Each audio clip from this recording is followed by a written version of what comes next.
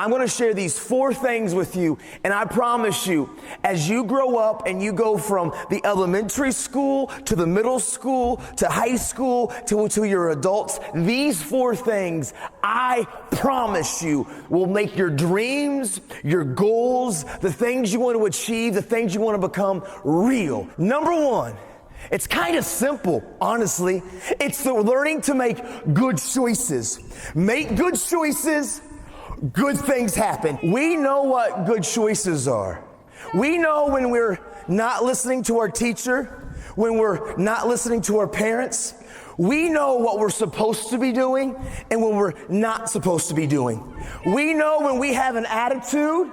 We know when mom and dad tells us to do our homework or to clean up our room or to do any of those things. I want to make good choices that will bring my dreams closer to me. I don't want to make bad choices.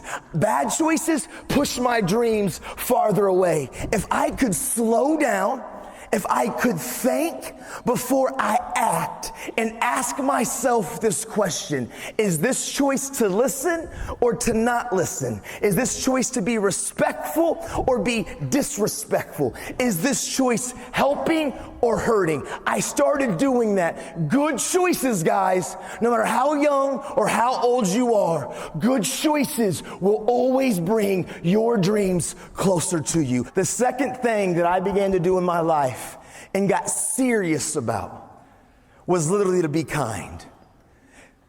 Be kind. Kindness, when I am intentional, when I make it my effort, when I do all in my power to try to be kind to my friends, to be kind to the people that I don't know, random acts of kindness. If I see somebody in my class that's having a bad day, that are sad, being somebody that's willing to go to them, to encourage them, being somebody who's willing to speak up and to talk, being kind. Kindness is contagious. And the more we're kind to people, you know what happens? People become kind back to you. The more that we try to help people, people will help you. So I learned number 1 was make good choices. And then number 2 was be kind. Oh man, number 3, I was terrible at it. Took me a long time. I had to learn not to be selfish, where it was all about me, what I want to do, where I want to go. We're going to play what I want to play. We're going to do this when I want to do it. We have to be intentional. We have to make a choice not to be selfish, but to be selfless. So selfish, it's basically this, guys. If I can say it the simplest way, being selfish, me. And I can just go me. Selfish is where we only care about me and we do what I want to do. It's all about me. This, guys, I'll be honest, can be one of the toughest things for us to learn. For us to learn to care about the people around us. But I began to learn not to be selfish, but be selfless. The last one, your teachers are gonna probably like this one. I was really tough at this one. You know, there is a difference between hearing somebody and listening.